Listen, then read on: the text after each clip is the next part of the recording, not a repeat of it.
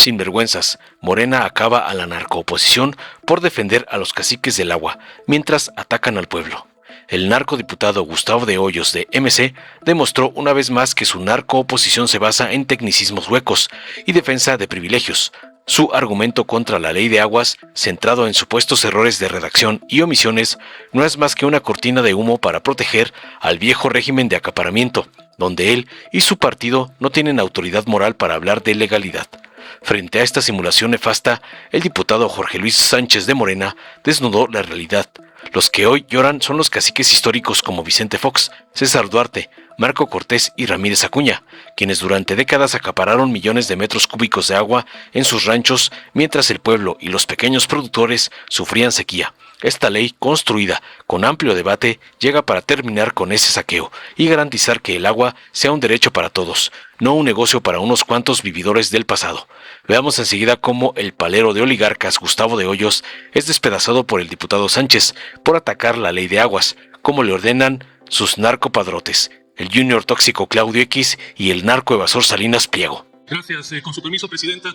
Antes de referirme a la reserva que ha presentado el coordinador de la mayoría, debo decir que lamento la descalificación que hizo en su primera intervención sobre la movilización que llevan a cabo centenares de productores, de propietarios de todo el país. Me parece que nunca corresponde a un legislador deslegitimar una manifestación, venga de donde venga y sea la causa que defienda.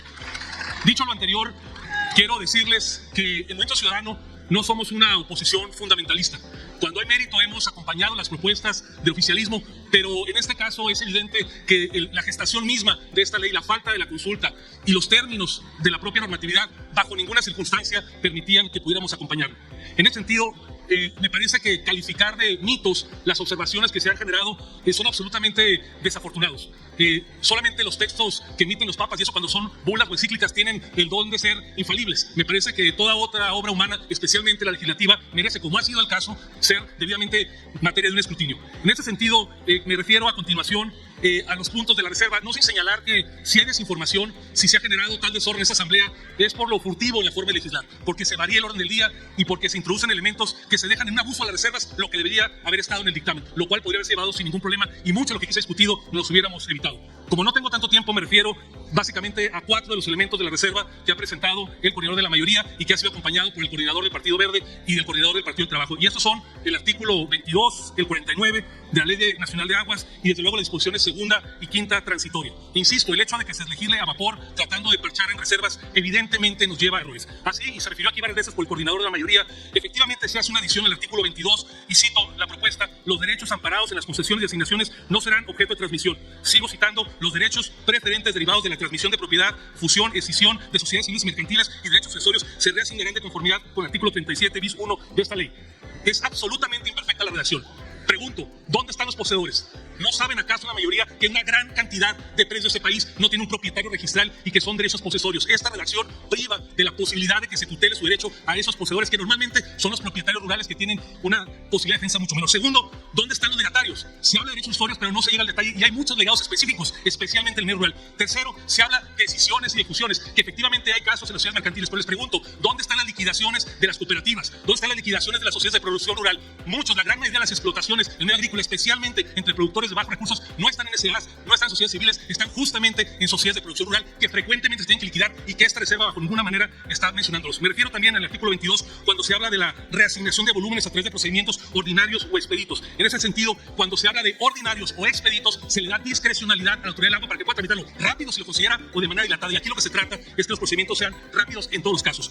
Me refiero a continuación al artículo 49 que está en mi materia de la reserva. En este numeral se señala que se procederá a expedir un nuevo título de concesión, justamente una reserva de Movimiento Ciudadano en el sentido porque nosotros lo que señalamos que tiene que ser automático. Cuando haya una transmisión de propiedad, eso debe ser en automático y no necesariamente generar un nuevo título, simplemente se haga la actualización correspondiente. Finalmente, y me refiero a los transitorios, porque ahí el diablo está en los detalles, se señala en el artículo 5 transitorio que se mantendrán los procedimientos en vigor con la normatividad previa a esta propuesta, pero se incluye en la reserva, salvo, dice claramente en el artículo 2, en tratándose de la excepción de transmisiones y de cambios de uso. Justamente la materia principal de molestia de muchos de los productores y propietarios tiene que ver con esos procedimientos de trámite que con la reserva están quedando claramente exceptuados. Y finalmente señalarles que nos parece una concepción más ideológica que le dan que en el artículo 15 transitorio se señale que en la emisión del lineamiento se deberá observar que no se incurra en prácticas de acaparamientos. Entiendo el sentido de la norma, pero evidentemente no resiste el más mínimo análisis de legalidad. Es cuanto, Presidenta. Por eso, perdón, antes de concluir, la posición nuestra es en contra de la reserva que presentó el diputado Monreal. Gracias.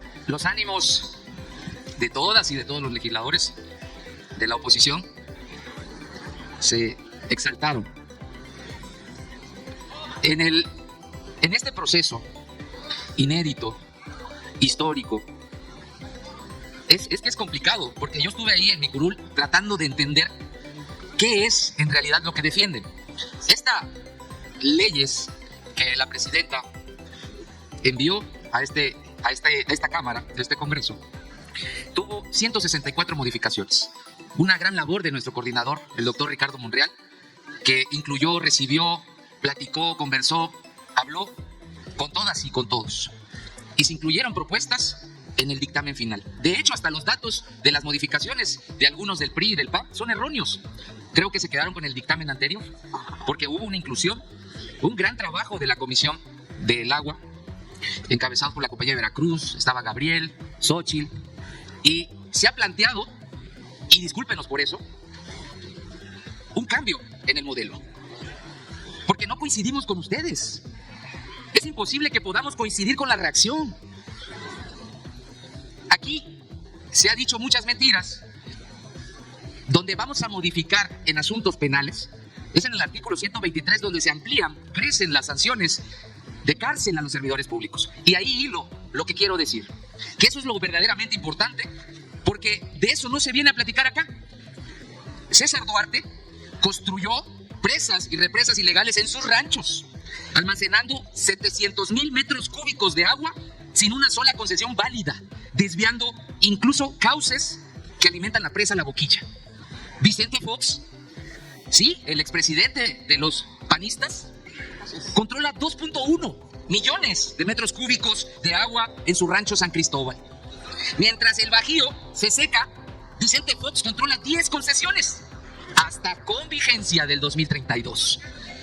El llamado cártel del agua del Bajío no es una metáfora, es la concentración real del agua. Construyó Vicente Fox ese andamiaje en su gobierno. Ramírez Acuña, prócer panista respetado en el panismo, aparte de malgobernar Jalisco, también acaparó volúmenes de agua que ningún pequeño agricultor podría obtener. El Bajío padecía sequía mientras se acumulaban las concesiones.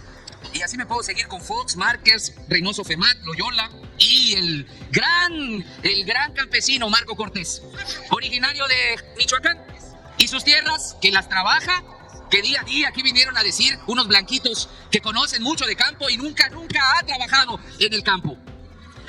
Dice Marco Cortés teniendo tierras en Jalisco. Imagínense, es la locura. Y aquí voy a hacer referencia de manera respetuosa a una periodista que entrevistó en la mañana, se llama Azucena, en Radio Fórmula. Ojalá mañana diga esto. Los Levarón, que con trabajo podía hablar en español, obtuvieron 17 títulos de aguas nacionales por juicios, con un volumen de 4,343,000 metros cúbicos, equivalente a 1,700 albercas olímpicas. Eso es lo que hoy estamos debatiendo, eso es lo que están defendiendo. Azucena, dilo. Si es una periodista de altura, tendrá que decirlo mañana, y que no el debate sea esta narrativa errónea, falsa de la oposición, porque no tienen algo que es fundamental en la política, compañeros, y ese es un espejo para nosotros y nosotras, los legisladores, que nos tenemos que conducir con rectitud, porque no tienen autoridad moral. Todos los debates lo pierden en la burbuja donde viven allá, ganan narrativas en los medios de comunicación, pero abajo la gente, el campesino, el productor, el pequeño productor, no tiene esa información y está con esta cuarta transformación. Basta ya de mentiras, tengan dignidad. El PRI termina en el 2030 con dignidad. Son 5 años que les queda para rectificar el camino. Hasta de la Internacional Socialista los han echado. Reflexionen, el pueblo de México se da cuenta ¿Cómo ustedes van a representar al campo? Hablan de los pueblos indígenas, compañeras y compañeros. ¿Quiénes aprobaron el artículo 2 constitucional? ¿Quiénes? Los diputados de la Cuarta Transformación. Ejercicio del presidente de la República para visibilizar a los pueblos originarios. Basta ya de simulación, basta ya de politiquería, basta ya de maniqueo. Son unos políticos que solamente están en el basurero de la historia. ¡Al basurero de la historia! Es cuanto, presidente. Dale en me gusta, suscríbete, activa la campanita y compártelo para que más gente lo vea.